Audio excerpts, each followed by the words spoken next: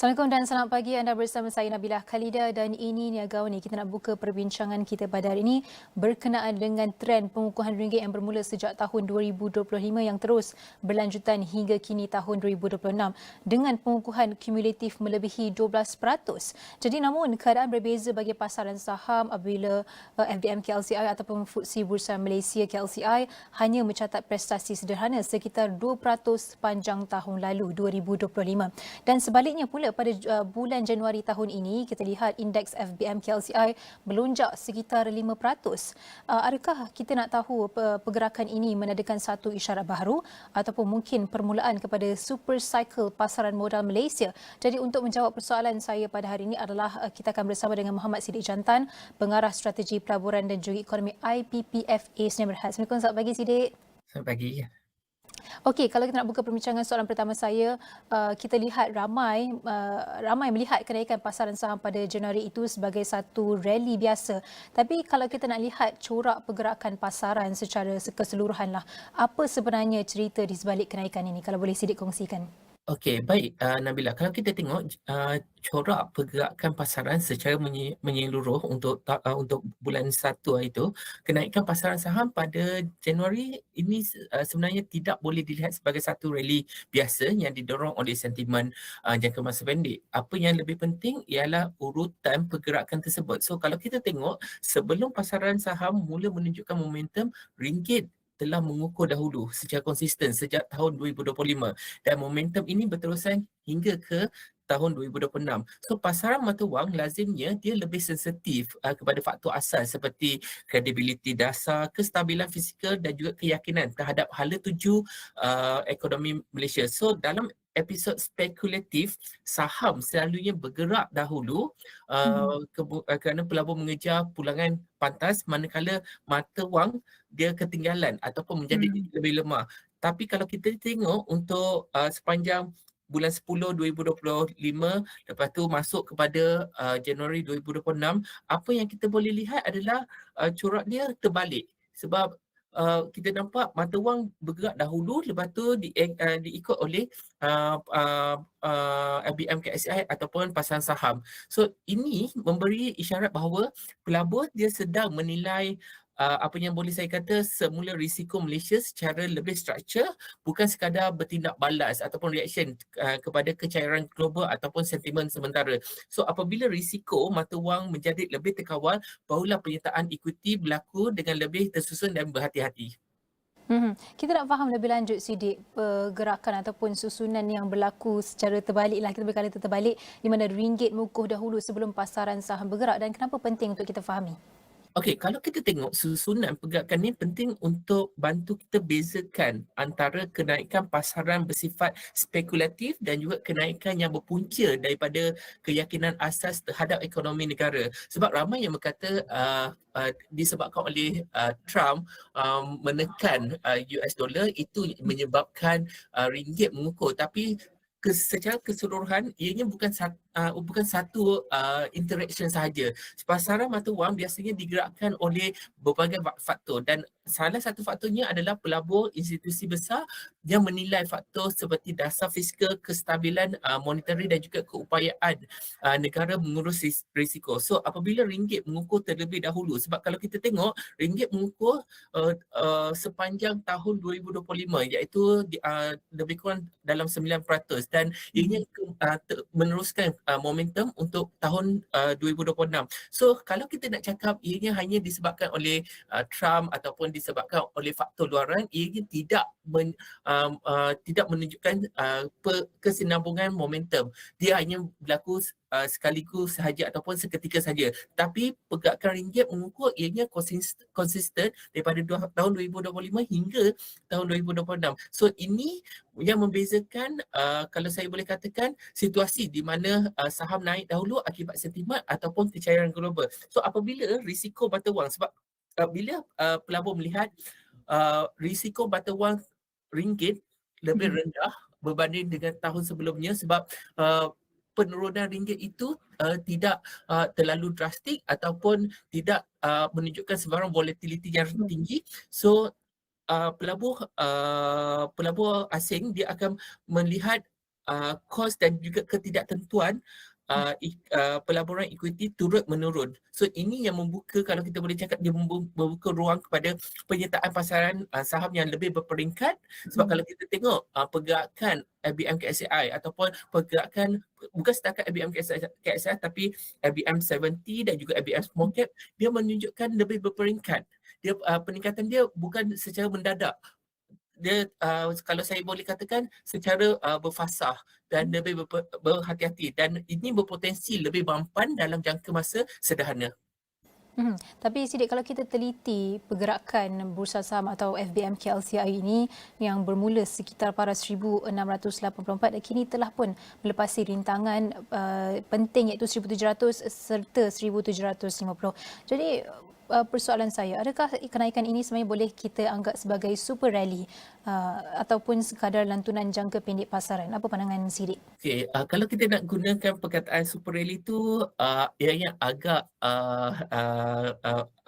sangat optimis. So sebab buat masa ni saya tidak akan terus melabelkan kenaikan yang berlaku pada bulan 1 bulan Januari adalah satu super rally yang lengkap, tetapi ia jelas menunjukkan ciri-ciri awal kepada pergerakan yang lebih besar. So dari sudut teknikal, kalau kita tengok IBM KSI seperti Nabilah kata tadi, ia menghampiri zon rintangan yang penting sebab dia IBM KSI start daripada 1684, lepas tu dia melepasi rintangan 1700 iaitu rintangan psikologi, dan selepas itu kalau kita tengok IBM KSI melepasi 1750 dan 1760.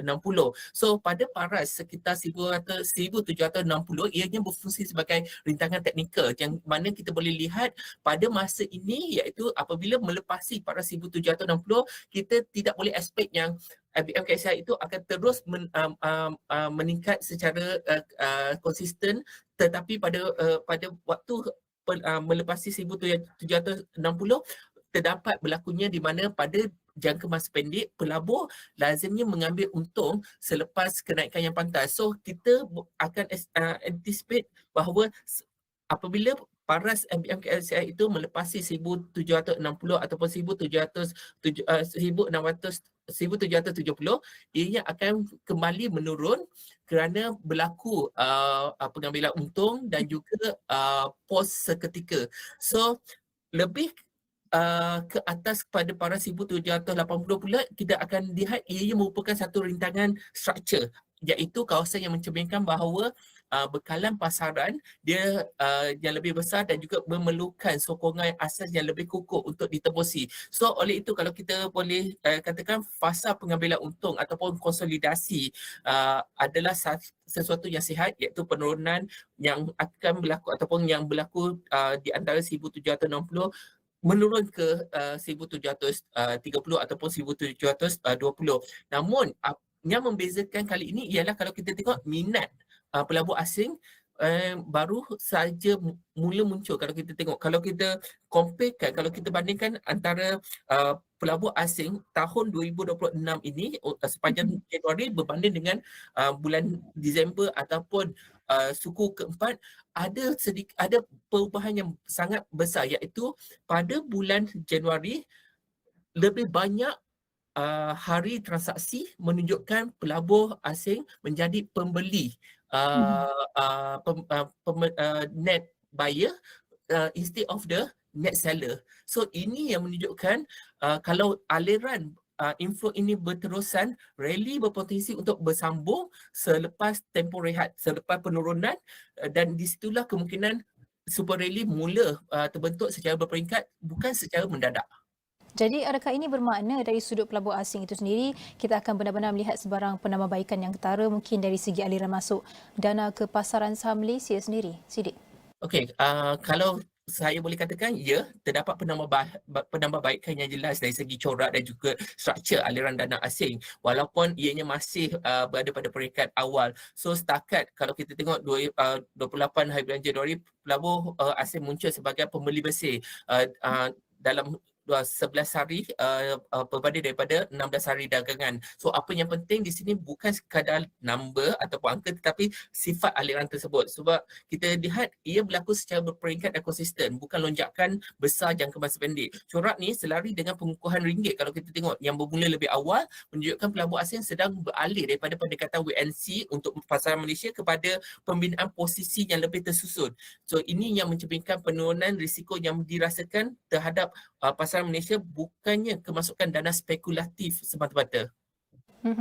Sorry Sidik, saya nak berbalik kepada super rally tadi, sebab kalau kita nak lihat selepas indeks inflasi 1700 dan juga 1750 tu, kita nak faham siapa sebenarnya yang memacu kenaikan ini, dan institusi tempatan termasuk GLC, pelabur asing atau runcit, antara mana yang memacu dan apa yang cuba diberitahu tentang kualiti rally ini, Sidik?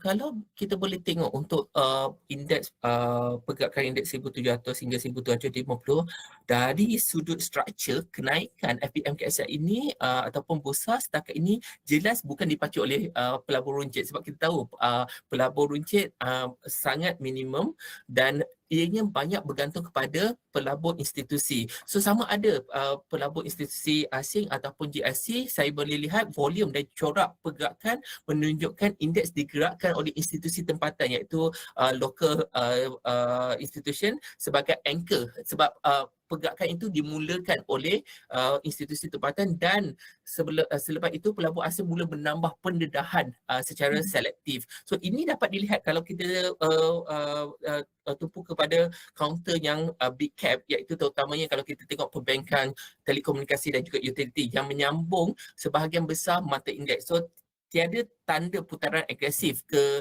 saham beta tinggi atau small cap yang biasanya menjadi ciri rally spekulatif. So dari sudut kualiti, ini menunjukkan rally yang sempit tetapi stabil dan didorong oleh pengurusan risiko dan juga kecairan institusi, bukan oleh sentimen ataupun leverage runcit. So ini lazimnya corak fasa awal kitaran.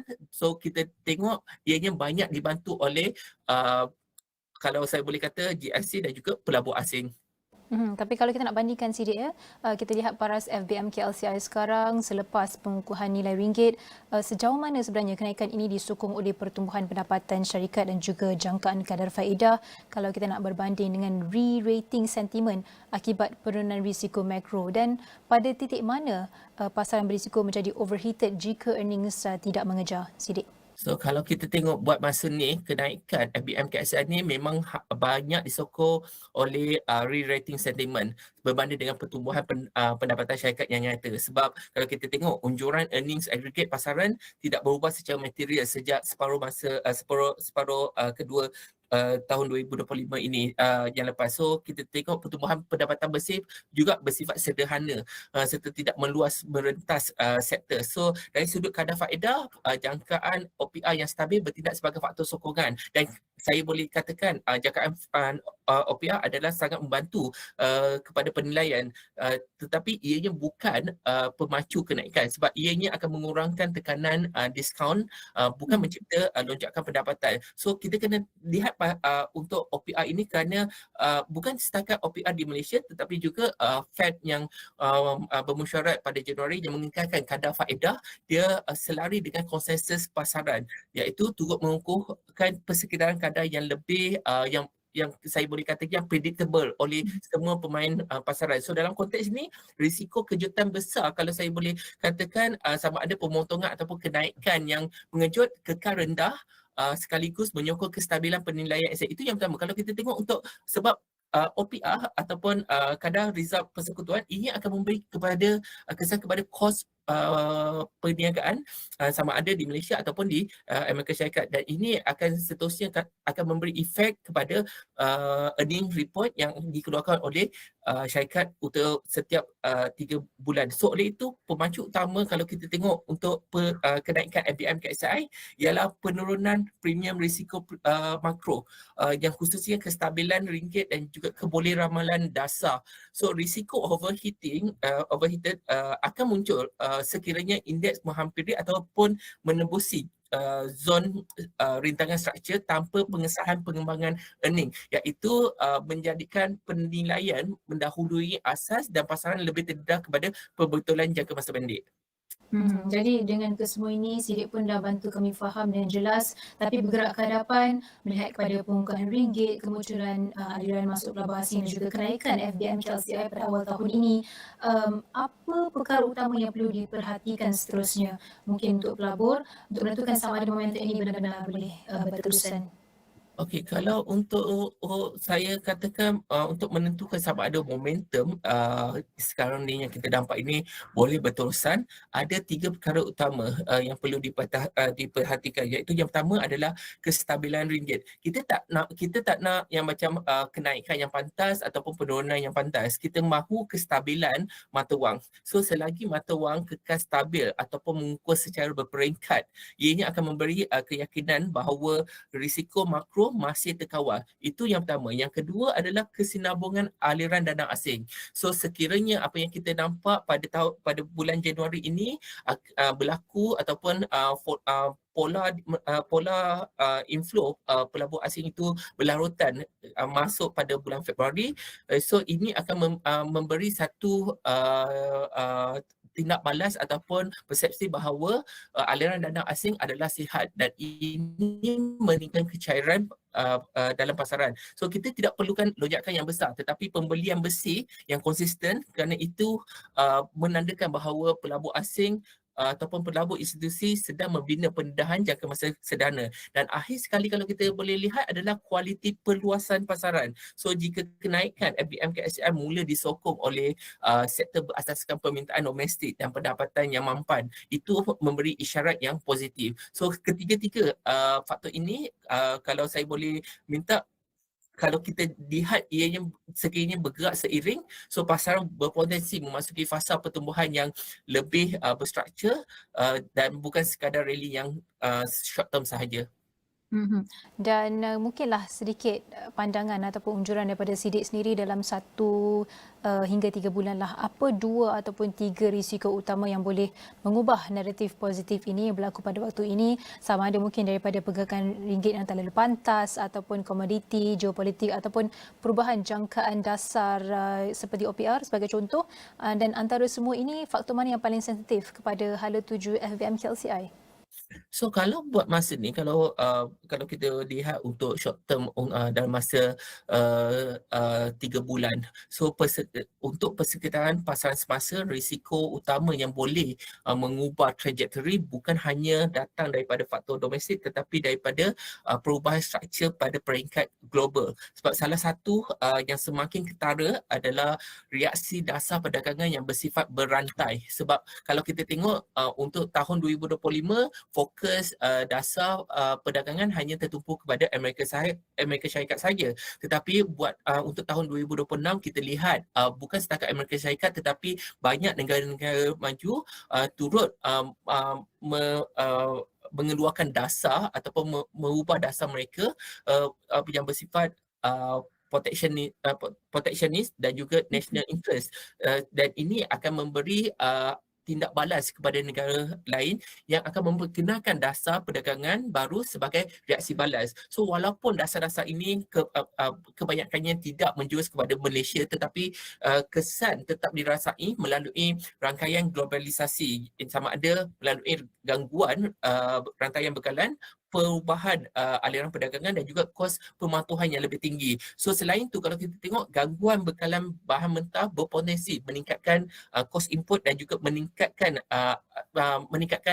kos kepada pengeluaran produk, khususnya kepada negara-negara yang bersifat kepada export oriented, dan ini akan menyebabkan margin keuntungan korporat akan terus ditekan dan didorong oleh faktor geopolitik, konflik, laluan perdagangan dan juga peralihan struktur rantaian bekalan global. So selagi risiko struktur ini kekal terkawal, pasaran mampu menyerap ketidaktentuan secara berperingkat. So kalau kita lihat jika tekanan kos dan juga dasar bergerak serentak ataupun dinamiknya meningkat secara pantas, penilaian pasaran boleh berubah dengan sangat cepat. Sedikitlah satu soalan kalau boleh saya tambah untuk soalan terakhir sesi kita kali ini. Mungkin dari segi jangka pendek untuk minggu hadapan lah kita akan ada cuti umum dan sebagainya. Bagaimana pergerakan pergerakan saham yang Sidik boleh jangkakan? Okey, kalau saya boleh katakan untuk pergerakan saham untuk awal bulan Februari, memang kita nampak pada bulan Januari indeks telah menunjukkan rally yang tinggi, iaitu dalam masa sebulan pada satu masa FBN KSR mencatat kumulatif sebanyak 4 hingga 5%, dan kita lihat ini adalah tahap yang tinggi sebab kalau kita nak lihat 1684 iaitu pada 31 Disember untuk mencapai 1,800 for example, ianya sekitar 7 hingga 8%. So buat masa sekarang, pada bulan Januari kita lihat ianya sudah melepasi separuh daripada paras itu, dan kemungkinan terdapat proses pengambilan untung dan juga pos sementara ataupun temporary pos oleh pemain runcit dan juga untuk pelabur institusi khususnya foreign investor. Mereka akan melihat keadaan itu sebagai peluang untuk lock the profit dan maintain minimum allocation in the big cap dan juga saham-saham yang berwajaran tinggi. So kita lihat untuk pola pergerakan ianya akan berlaku penurunan pelaburan yang disebabkan oleh pengambilan untung dan juga pos sementara ini. Baik, dengan itu terima kasih diucapkan kepada Muhammad Sidik Jantan, Pengarah Strategi Pelaburan dan Geoekonomi IPPFA Sdn Bhd kerana bantu kami faham dengan lebih jelas bagaimana pergerakan saham itu pasca pergerakan ataupun pengukuhan ringgit pada awal tahun 2026 Januari ini. Jadi terima kasih diucapkan sekali lagi pada Sidik, dan banyak lagi yang akan kami bincangkan selepas ini. Jadi kita berhenti rehat terlebih dahulu, kembali selepas ini.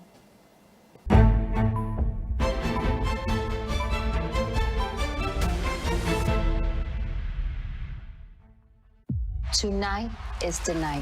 Malam di mana aku bakal dijulang. Hadiah dari I. Umrah? Kalau you nak bagi I gift, at least Dubai Jumeirah ke? Ini Jumeirah tu umrah, come on. Apa kata Norman je kahwin dengan kau? Sebab korang dorang ni sepadan lah. You're too much, Emma. Emma tak jadi pergi. Dia cancel last minute. Ada krisis company. You ada masalah dengan company you tak perlu ke depan. I ada masalah dengan company I kena ke depan. You beri doa depan Kaabah. Minta dekat Allah. Macam mana nak selesaikan masalah ni? Babi depan Kaabah. Tak babi depan Kaabah. Whatever happen, I takkan pergilah. I am not going. Dikatakan kapal terbang milik rimbunan properti telah meletop di udara beberapa kali sebelum terhempas di Lautan Hindi. Sudut terakhir Encik Norman mulai 4 Februari 9 malam di Astro Ria dan Astro Go. Adakah anda usahawan yang sedang menghadapi cabaran dan masalah dalam perniagaan?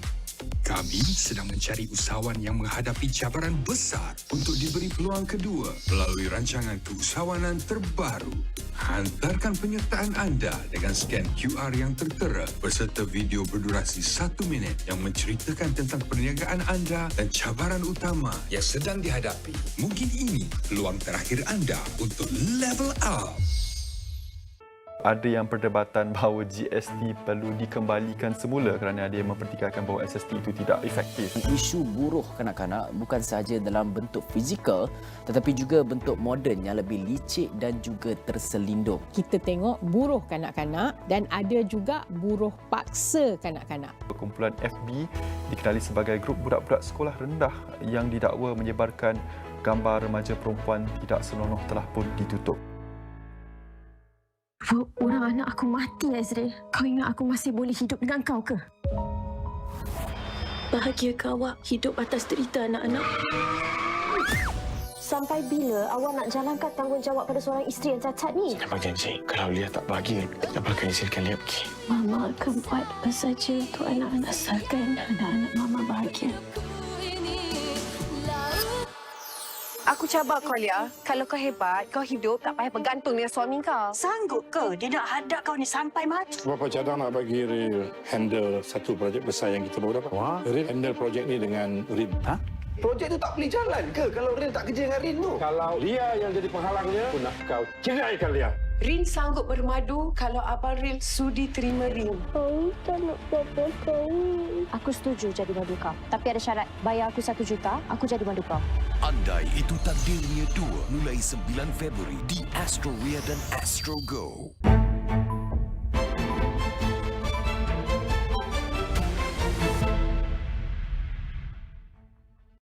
Good morning and welcome to the World Economic Forum's press conference for the launch of the Global Risk Report 2026. My name is Jan Zopf, Head of Media and Public Engagement at the World Economic Forum, and I'm pleased to welcome members of the media joining us this morning from around the world. The report explores how a changing global context shaped by strong competition, economic uncertainty, and rapid technological progress is influencing the risk landscape for the year ahead and beyond. Drawing on insights from more than 1,300 leaders and experts worldwide, it offers a forward-looking assessment of where attention is most needed, while also pointing to the importance of cooperation and resilience. This year's findings highlight the growing interconnection of risks across geopolitics, the economy, technology, society, and the environment, and the value of foresight and dialogue in navigating an increasingly complex global landscape. To walk us through the key insights from the Global Risk Report 2026, I'm pleased to be joined by Sadia Sahidi, Managing Director at the World Economic Forum.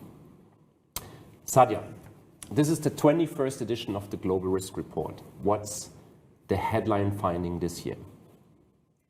Very hard to summarize in one finding, Jan, but perhaps the key red thread that runs throughout the report is that we have entered a new age of competition, and that age of competition is then influencing every other global risk as it unfolds. And we are seeing multiple global risks unfolding at the same time. So at the very top of the rankings in the shorter term, geoeconomic confrontation, but that's closely followed by societal risks like societal polarization or mis and disinformation and other technology-related risks. So we're seeing a compounding of risks happening because of this new age of competition. Thank you, Sadia. Half of the experts you serve, risks appear to be accelerating and becoming more interconnected. What does that actually mean in practice? Yeah, so what we find is that overall, when it comes to this sort of global outlook, we try to ask the 1,300 experts and leaders that we surveyed, we try to ask them their overall sense of the outlook. And I think, there's one stat that just sort of tells you where people are. Only 1% of those surveyed expect a calm outlook in the next 2 years, and again, only about 1% in the next 10 years. Roughly 10% expect things to be relatively stable, again, in the next 2 and 10 years, but a good 50% are expecting things to be very unsettled or stormy in the next 2 years. And that actually becomes a little bit lower in the 10-year outlook. And that is primarily because I think people are expecting that there's a lot of here and now risks. And over time, they do have faith in the capacity of leaders and institutions to adapt. So you said it, half of the experts you surveyed expect a turbulent or stormy world. So that's a 14-point jump from last year. What is driving this surge in concern? I think it's really those interconnections. So, for example, we find that inequality for the second year in a row is the most interconnected risk across all of the risks. So what that essentially means is that inequality is fed by the other global risks and in turn feeds the other global risks, creating this sort of vicious cycle. So there are interconnections. Let me take a concrete example. So economic risks have been rising in the rankings, in fact, are among those that have had the greatest jumps. If, for example, there were to be the risk of inflation were to actually materialize, that would have an impact on households, that would have an impact on the economic outlook, that would have an impact on, again, further fueling inequality. So there's a huge amount of interconnection between these risks. Most of these risks don't stop at the edge of a community, they don't stop within one company, and they don't stop across borders. These truly are global risks with potential global impact. Geoeconomic confrontation tops the risk ranking for the first time. Why now? No, I think we can see the evidence of this all around us, or the beginnings of a lot of concerns about what that means overall for the global economy. Tariffs, sanctions, investment screening, competition around critical minerals and resources. We're seeing all of that play out right now. And so quite understandably, both for 2026 and 2 years out up until 2028, leaders and experts have put this as the #1 risk. Economic risks have surged more than any other category. Downturn, inflation, asset bubbles, all spiking. Are we heading for a global recession? I think we certainly don't see any evidence pointing to a global recession, but there is rising concern about global economic risks. So I think you already mentioned some of the key ones: debt, inflation, and the potential risk of asset bubbles. I do want to make sure that we emphasize none of these are predictions. What they are is what is top of mind for leaders and what are they seeing rising to the surface when it comes to thinking about risks a couple of years out. So these are the ones that have shot up the most, but they're still somewhere between rank 10 and rank 21 out of the 33 global risks. So they're still somewhat middle of the rankings, but they've just shot up because they had really gone down in terms of concern over the last few years. And again, it's not sort of surprising. So for example, when it comes to inflation, over the last year, the global economy did quite well and stayed relatively resilient in the face of higher tariffs.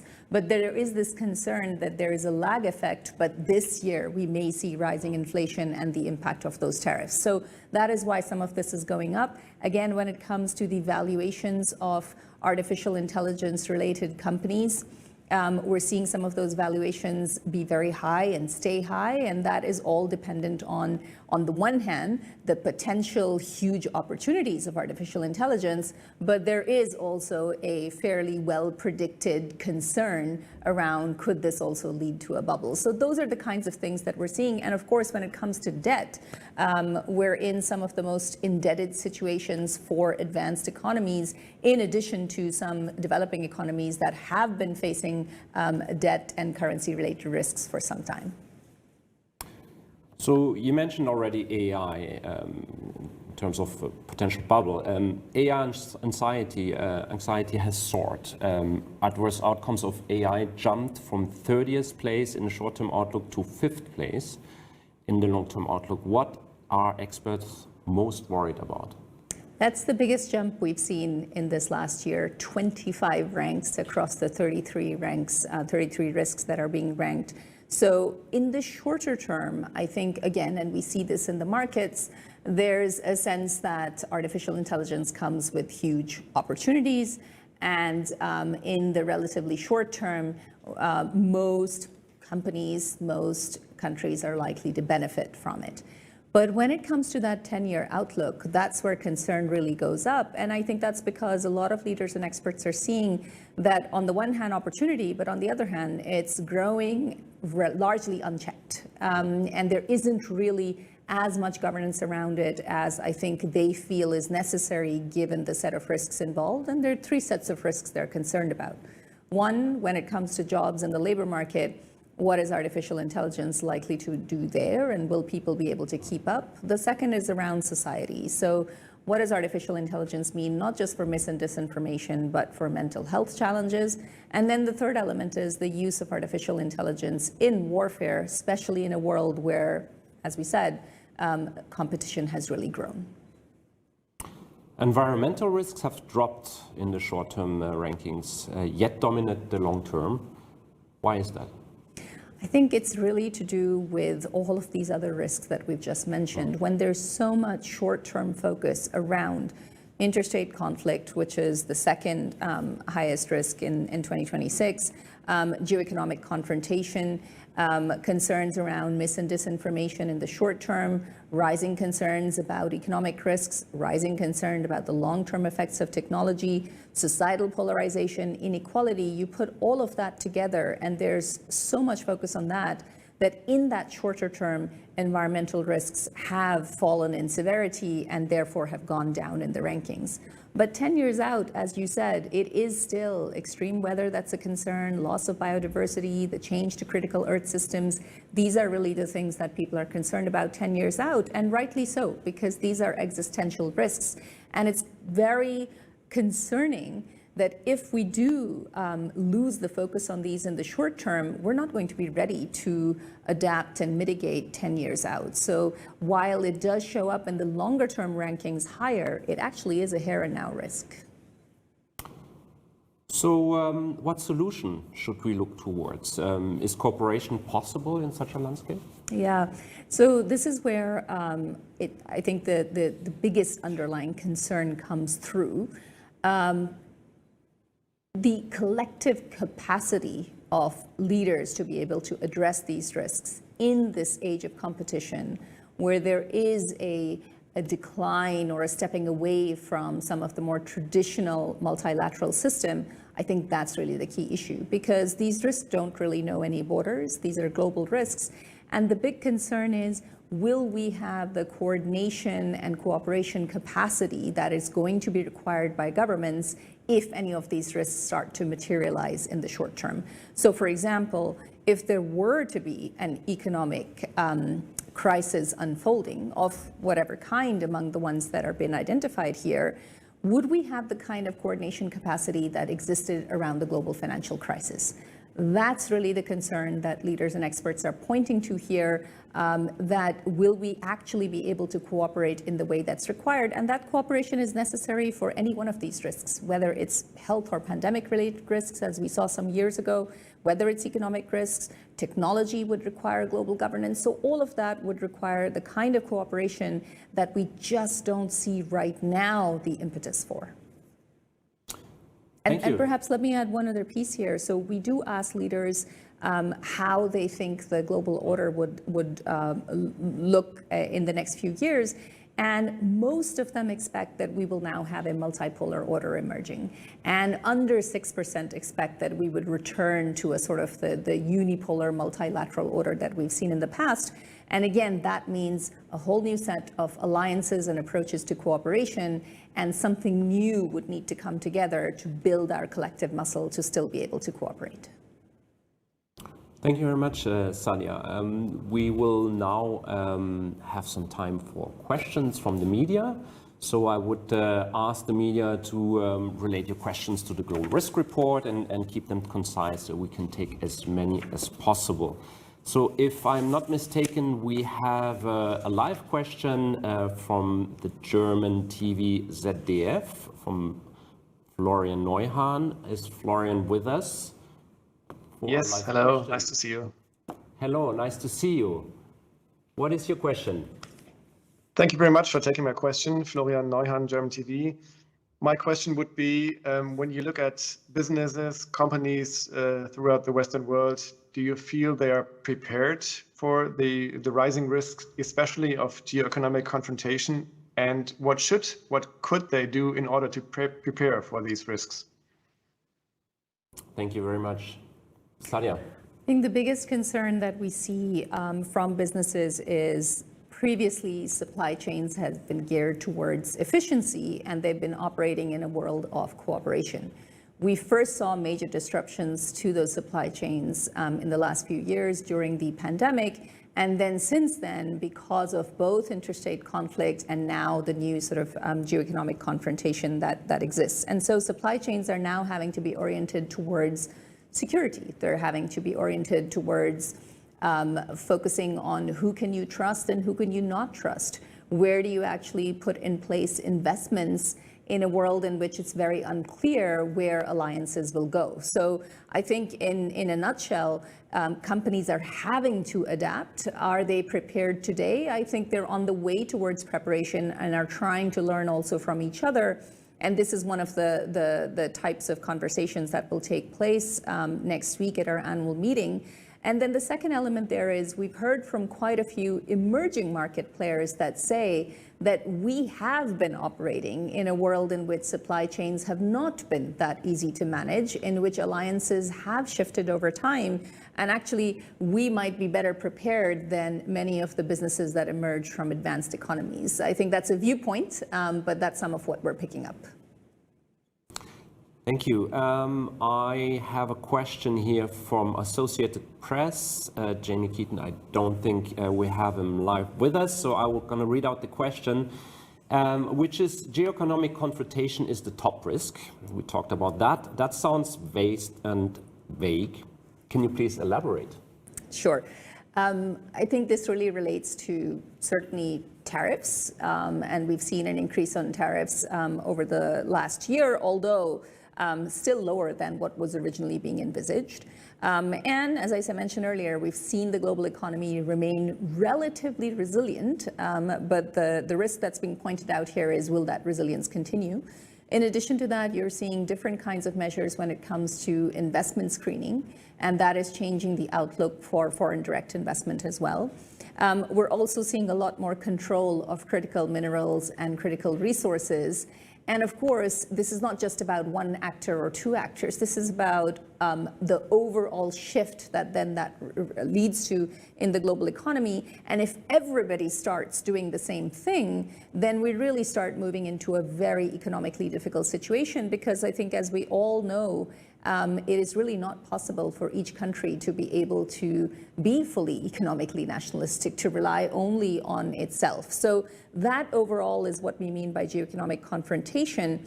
And when economic policy tools start becoming essentially weaponry instead of a basis for cooperation, that's where the overall risk becomes much higher for crises to unfold and for the lack of capacity to be able to deal with them. And of course, all of this impacts people day to day, right? So if the price of very basic goods start changing for people, prices are going up, they're having to deal with a much higher cost of living, and at the same time, wages are not necessarily increasing to the same amount. So that's where we really see that this is triggering then greater concerns about societal polarization, about inequality. So yes, it's geoeconomic confrontation, but it has huge repercussions for day-to-day. Thank you, Sadia. We have also a question from Le Temps that I'm going to read out also. What are the main differences and surprises in this year's report? So I think one is the question that we just responded to, geoeconomic confrontation jumping up to the very top, more so than a lot of other concerns. So that's certainly one, and it jumped up 8 positions. I think a second element is the unfortunate deprioritization of environmental risks. And this has been top of mind for the leaders and experts that have answered the survey over many years now. This is an issue that has been going up and up and up in the rankings over the last 10 years. But we see this shorter term deprioritization, which of course is deeply concerning. I think the third element is around artificial intelligence and the fact that there is this longer term concern where it jumps from all the way towards the bottom, number 30, all the way through to number 5 and 10 years out.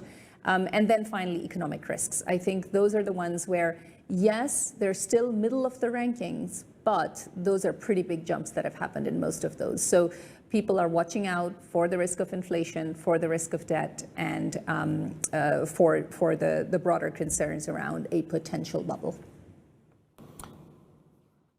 Thank you. We're gonna go to the banker.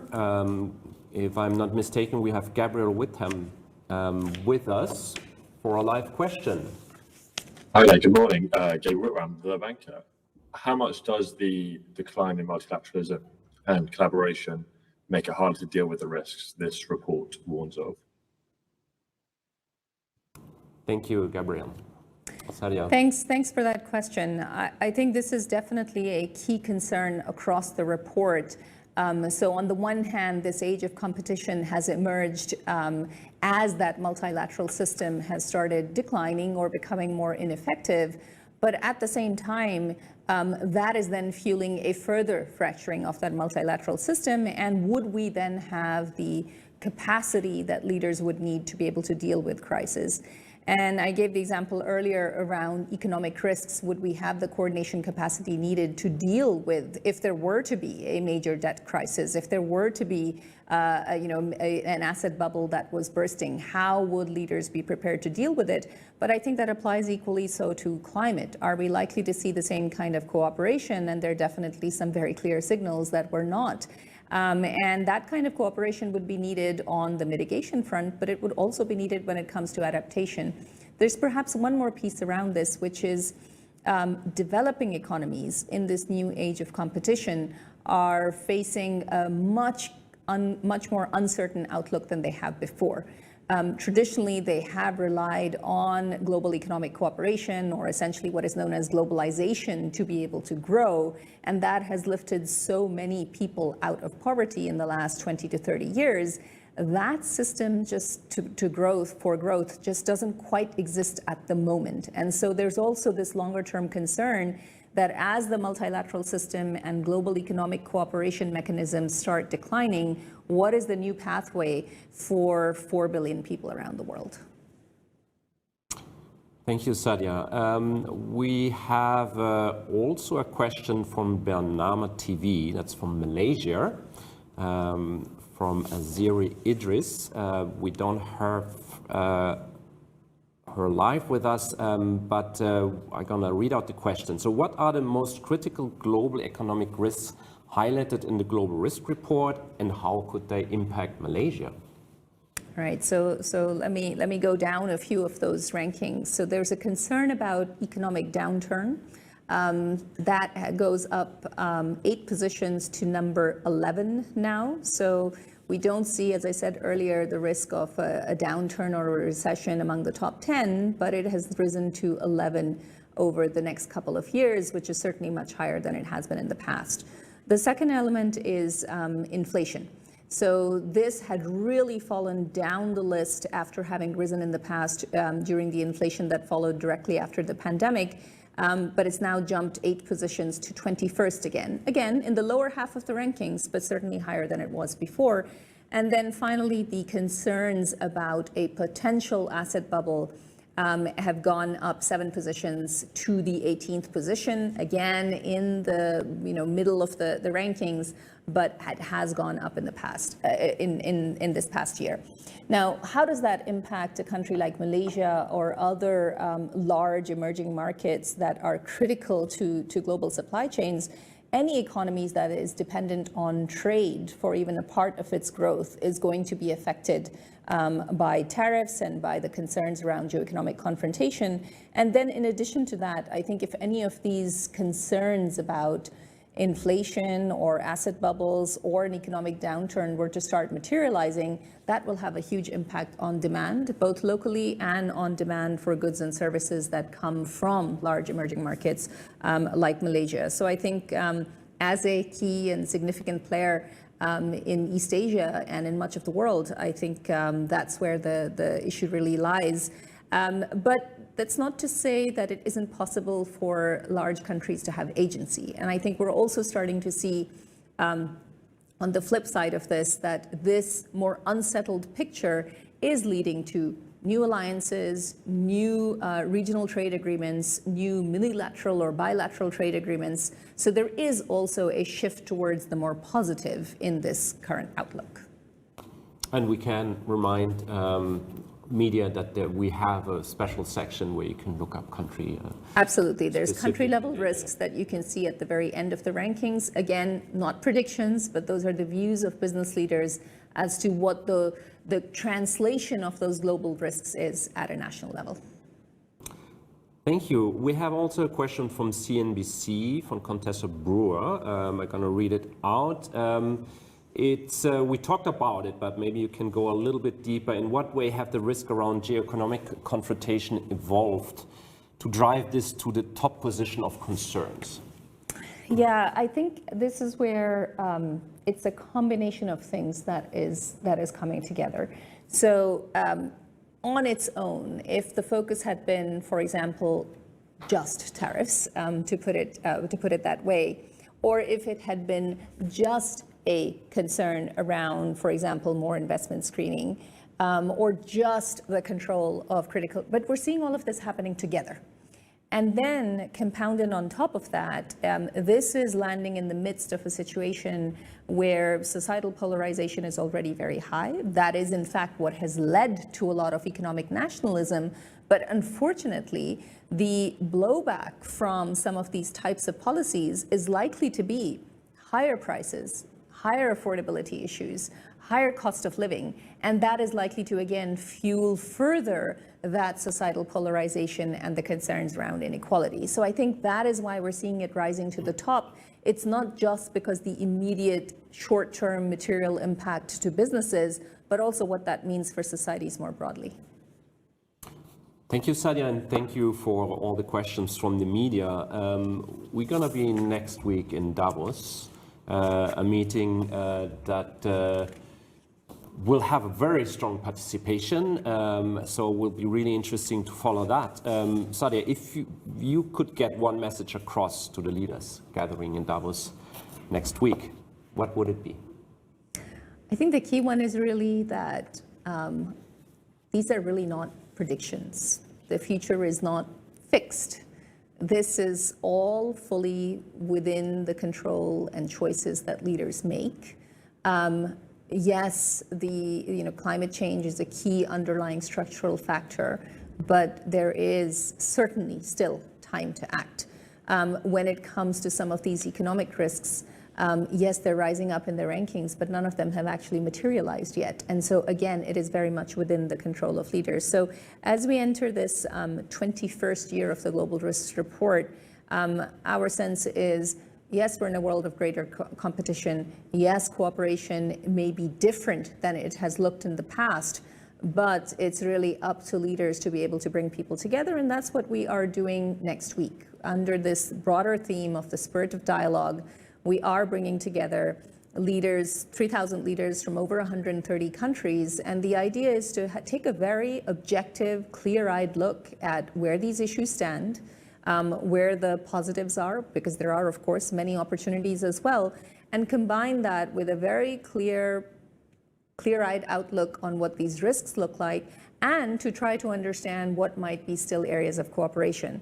And some of that cooperation will not only be between states, it will also be between the private sector working together, or the public sector and the private sector coming together. And the forum has always tried to be a platform for coalitions of the willing to come together. And I think that's what we'll see next week. Thank you, Sadia. And you will be able to follow us in Davos next week live on our website and the different channels there. So we have reached now the end of the questions and from the media and the briefing. Thank you for everybody. Thank you, Sadia, for your insights. Thank you, Jan. Bye.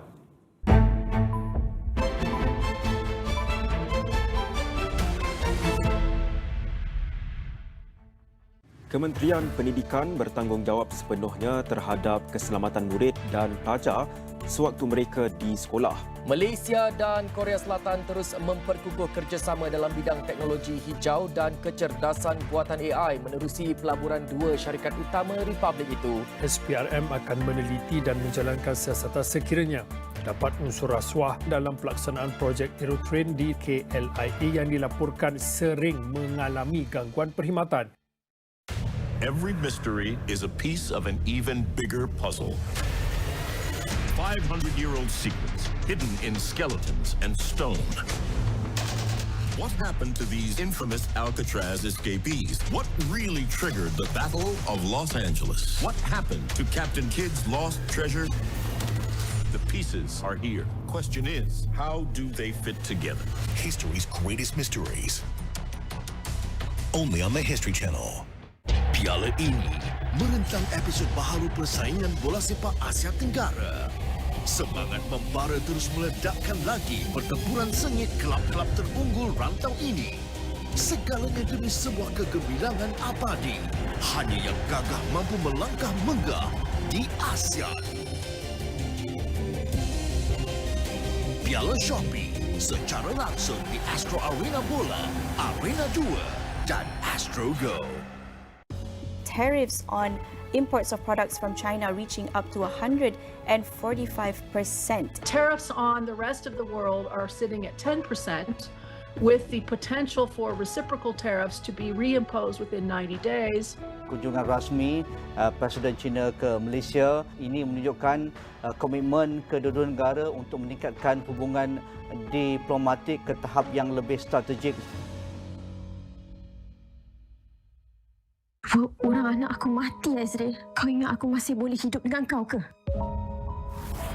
Bahagia ke awak hidup atas derita anak-anak? Sampai bila awak nak jalankan tanggungjawab pada seorang isteri yang cacat ni? Saya berjanji, kalau Lia tak bagi, saya bakal izinkan Lia pergi. Mama akan buat apa saja untuk anak-anak asalkan anak-anak Mama bahagia. Aku cabar kau, Lia. Kalau kau hebat, kau hidup tak payah bergantung dengan suami kau. Sanggup ke dia nak hadap kau ni sampai mati? Bapa cadang nak bagi Ril handle satu projek besar yang kita baru dapat. Ril handle projek ni dengan Rin. Projek tu tak boleh jalan ke kalau Rin tak kerja dengan Rin tu? Kalau Lia yang jadi penghalangnya, aku nak kau ceraikan Lia. Rin sanggup bermadu kalau Abang Ril sudi terima Rin. Kau tak nak papa kau. Aku setuju jadi madu kau. Tapi ada syarat. Bayar aku 1 juta, aku jadi madu kau. Andai itu takdirnya 2 mulai 9 Februari di Astro Ria dan Astro Go.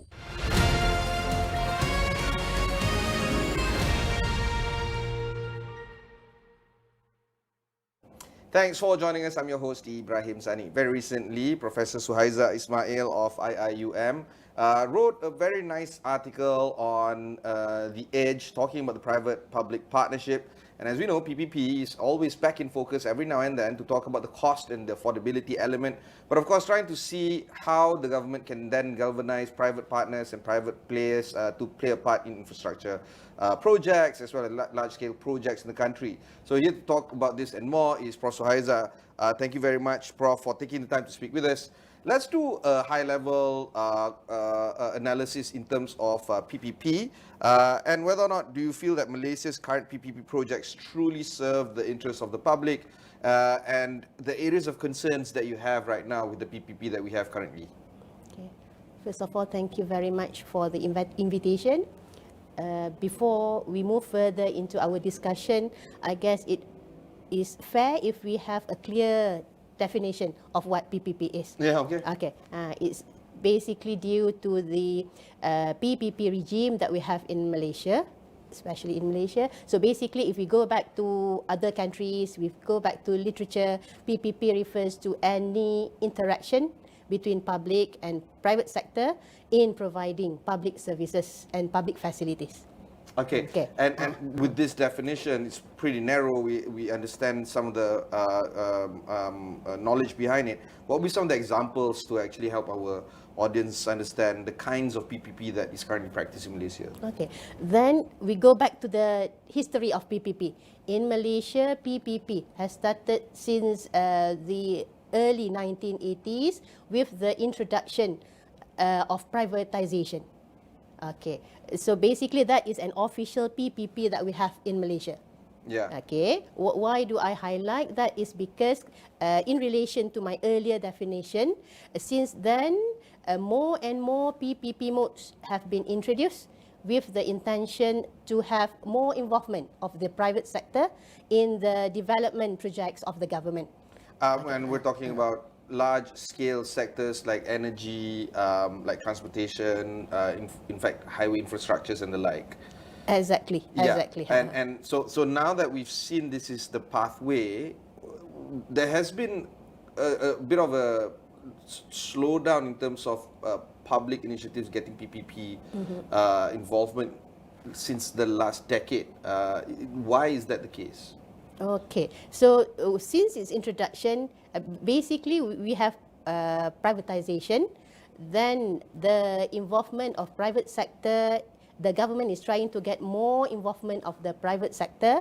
Then in 9th Malaysia Plan, which was 2006, a private finance initiative was introduced.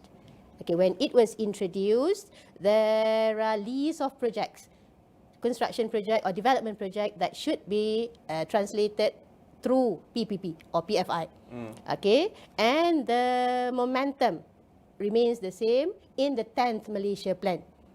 Okay, however, since then, when the construction projects of this PFI or PPP projects has completed, perhaps the government need to relook at whether they need to continue to have new PFI or PPP projects.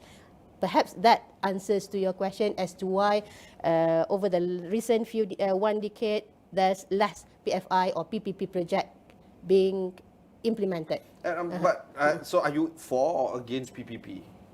Basically, there are benefits and advantages, disadvantages of PPP. Yeah. But your own position? I could see PPP will remain in Malaysia due to its advantages. Specifically, it's trying to help government to provide more efficient service delivery. And in your recent article, the op-ed that you wrote, you were talking about the affordability element being the anchor of it. Maybe you can elaborate more on that. Why do I highlight on affordability is because although PPP is good, it will really help the government, and in fact, it has helped the government with the development projects. However, there are areas which government need to relook at to make sure the maximum benefits will be achieved from PFI or PPP project. So what are the things that you think the government should relook, for instance? Okay, that comes the term affordability. Okay, basically, when PPP project introduced, the main objective is to ensure value for money. The term value for money, we normally see or we normally heard that discussion among the top management or among the government. However, when it comes to the one aspect of value for money, that is affordability, that is lacking. Okay, affordability in that sense, what do I mean by affordability? It's basically the government can afford to make repayment, future repayment for the next 20 or 30 years. Because PPP is not about short term. PPP is about a long-term contract between government and private sector. Yeah, okay? Of course, and therefore you issue bonds and suku. Exactly. You issue long-term loans, but then you take on this idea of financing cost and things that might look good on paper right now, but with the financing cost increasing year on year, and the interest rate and the compounding interest and all that, then you start to compute everything back to present value, and you start to realize, okay, this could be much more expensive than initially thought. And do you think that that kind of theoretical argument is being seen in practice? Where do you feel that some of the areas of concerns of yesteryear projects taking on considerable cost in today's money? Do you see that happening? That is the part where it could be strengthened, because basically when people look at PPP, they say yes, there's a potential benefits of PPP to the government, and they identify the correct project. However, when it comes to planning the overall construction development project planning for the government, I see there's a need to strengthen in that aspect. In other words, although yes, they do that NPV or present value computation, however, when it comes to actual commitment, that is lacking. Actual commitment to repay. They know how much to be repaid, it's there in the contract. However, in real life, when it comes to the need to repay, then there is the affordability issue. Very recently, YB Rafizi highlighted the long-standing issue that among us accountants, we've known it for a long time, but I don't know when was the last time an MP brought it up. Cash accounting versus accrual accounting for fiscal management. The accounting bill amendment has been sitting at the Parliament desk for years now. I remember it being initially tabled in 2021, I think 2022, no news yet. Then, and of course, other pressing matters superseded. The issue has always been on overstating our income and understating our liabilities in let's say, fiscal period of, say, 5 to 10 years. Does that concern you? I would say yes, especially with PPP, because PPP is about long-term involvement. So we cannot solely look at it at yearly basis. We have to look at a long-term period and basically accrual accounting, gonna taking care of this. But we already have a document. It's currently we're in the 13th Malaysia Plan. We can always factor this in, but how can we if we do cash accounting? This is my thinking right now. Do you think that there would be a pressing need for the government to adopt what most markets are currently doing right now? Markets like New Zealand, Australia, or many more that have already adopted accrual accounting for fiscal policy. As you said, accrual accounting agenda for the government has started years ago, but it's yet to be made effective. Okay, so put aside that as to whether the government need to urgently implement accrual accounting, but looking at the forecasting of cash flows for PPP, okay, there are other mechanisms that can be used in order to capture the government commitment, the future government commitment over the next 20 or 30 years. And this is, of course, current liabilities, but there's also contingent liabilities. Exactly.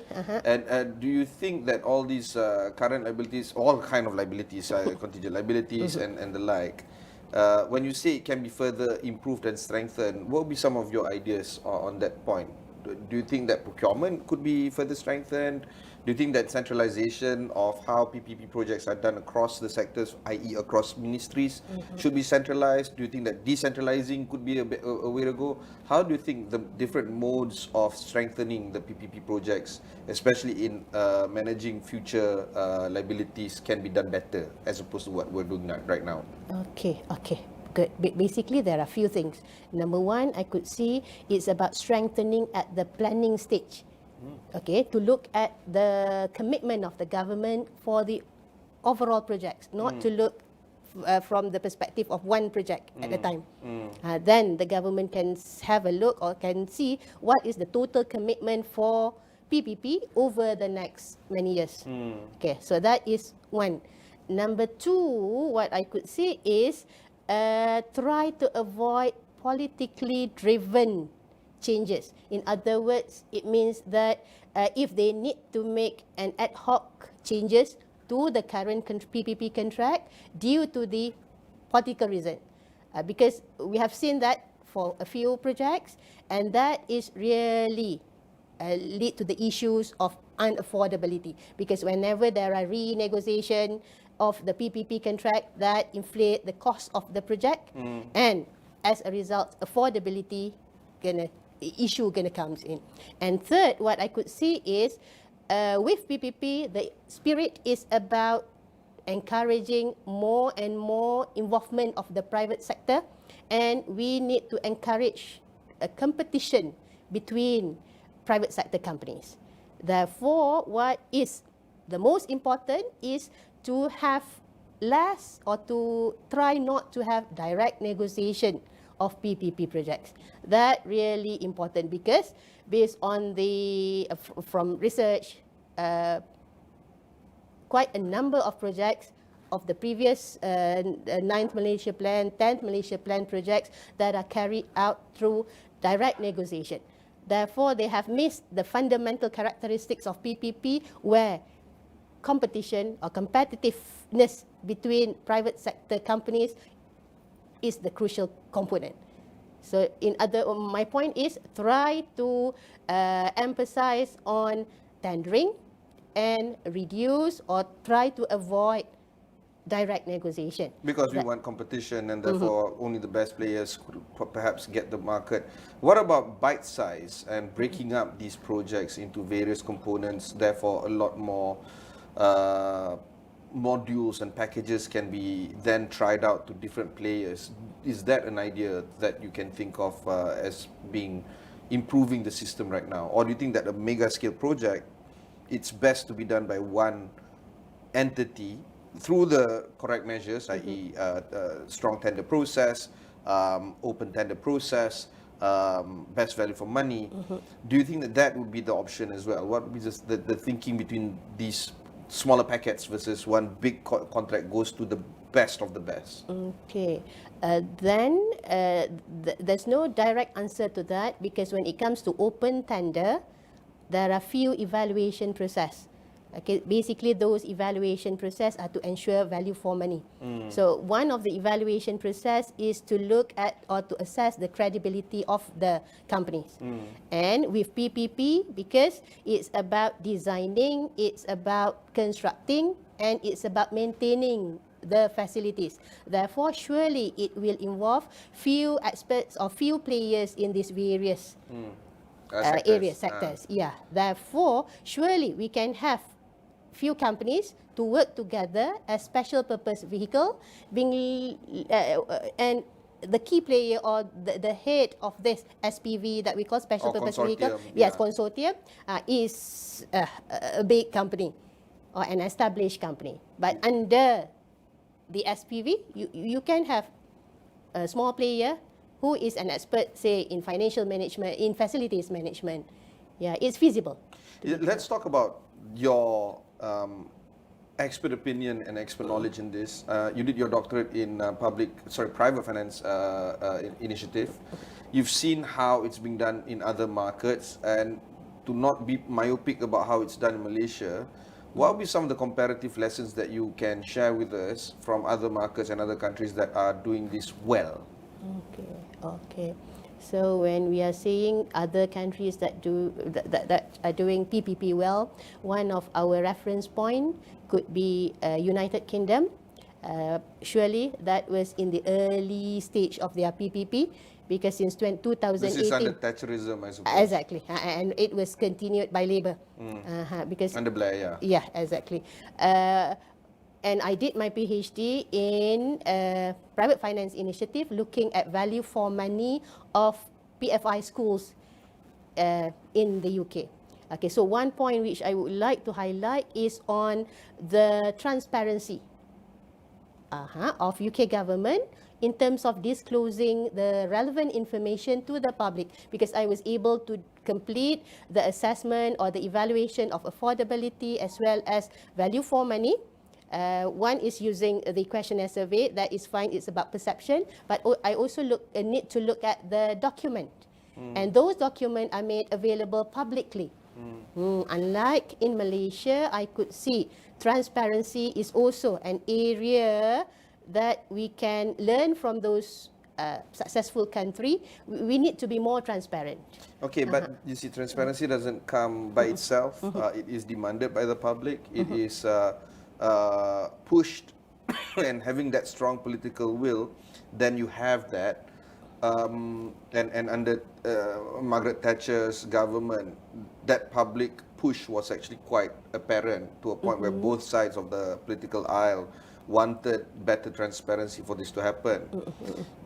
Do you think that those kind of issues need to be propagated more by our political parties here, so that the political will is then created for any government, not just the unity government that we have right now, but any government, to actually be more transparent, because that is exactly what is needed for us to get value for money out of the PPP projects? Yeah, I would say yes, because transparency is one of the requirements of value for money. And when we talk about PPP, it's about projects for the benefit of the public. Yeah, therefore to be transparent about the key information about PPP project is important. Government, the public need to know about the project. Okay, so they would want to know how the implementation of the project and what basically the benefits that they get from the project. So I would say if in Malaysia we could enhance on the transparency, it would be very good. It is in the spirit of improving value for money that we achieve from the project. It is also a tool for government to gain public trust and to gain public confidence in private-public partnerships, no? Exactly.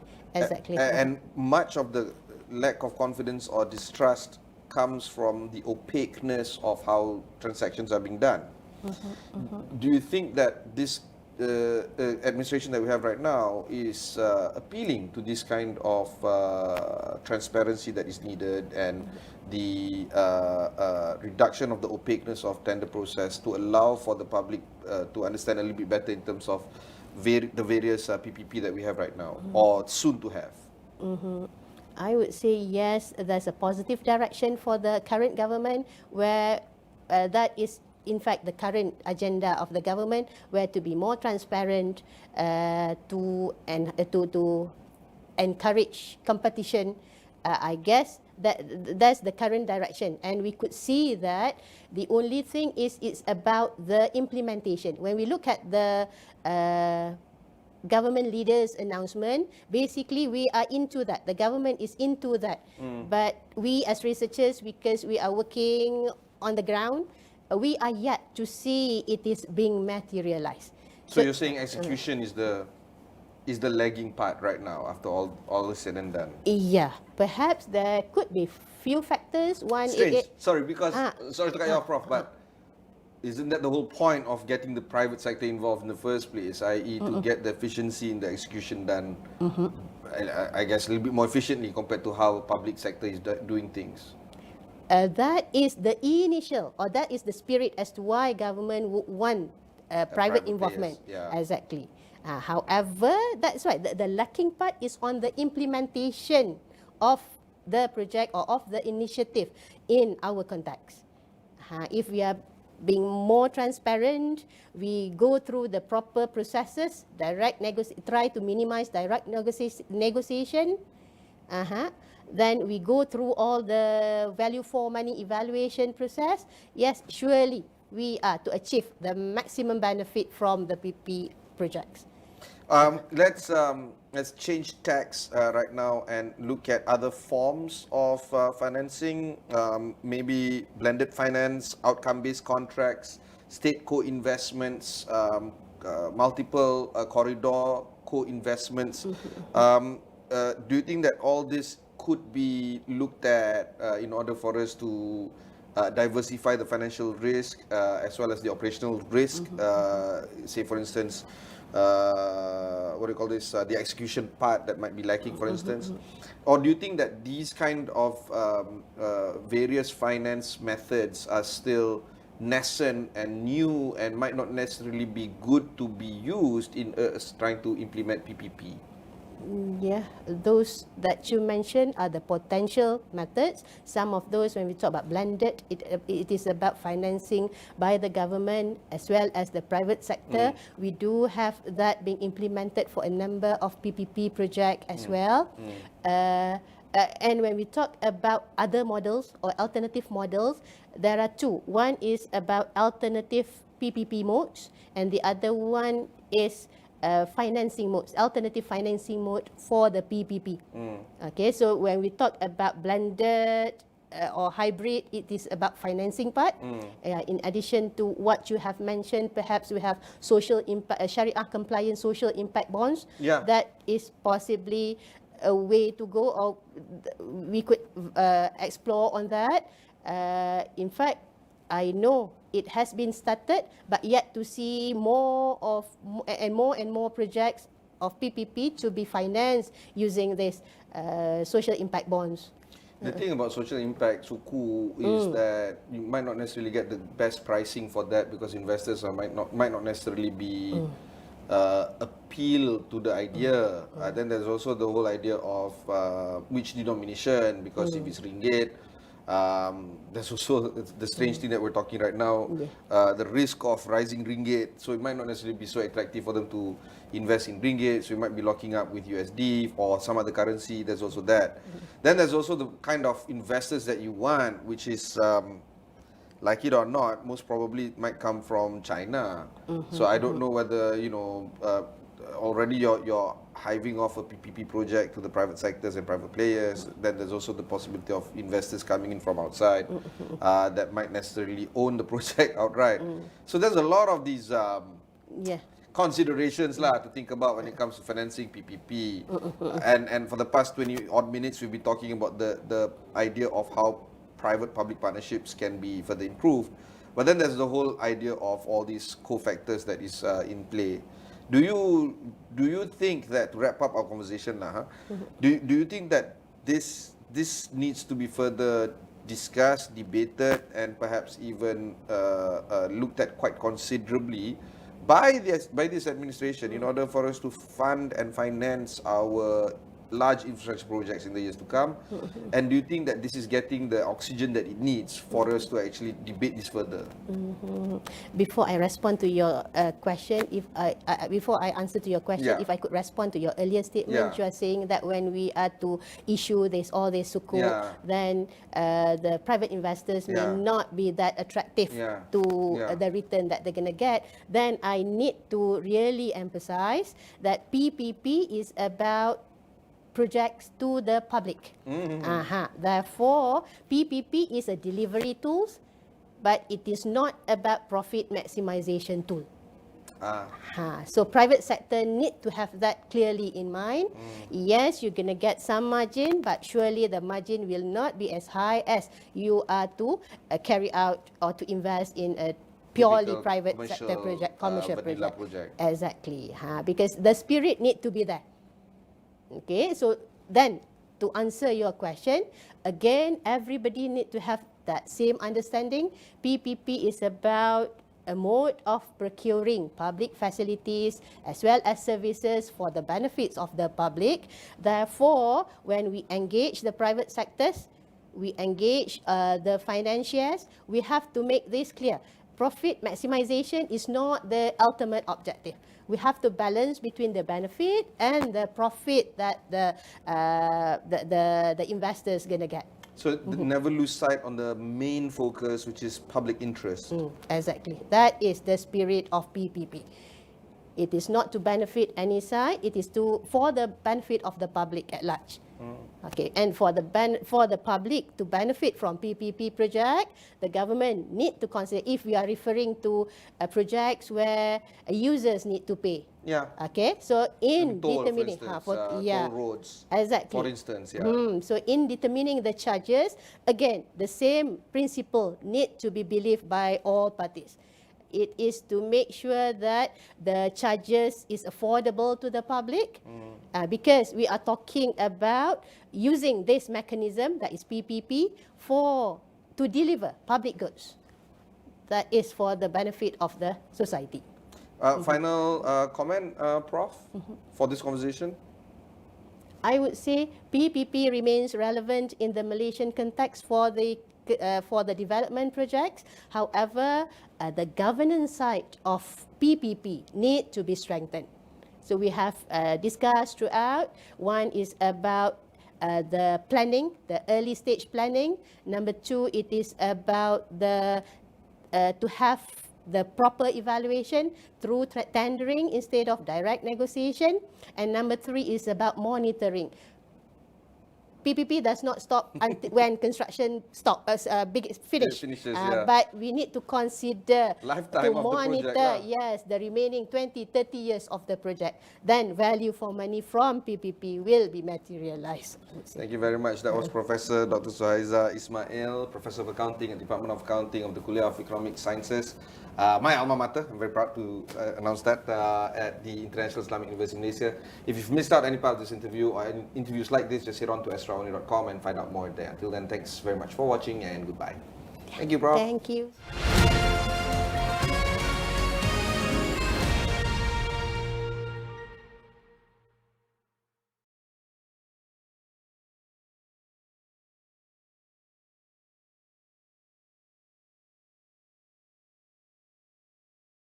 Orang anak aku mati, Azril. Kau ingat aku masih boleh hidup dengan kau ke?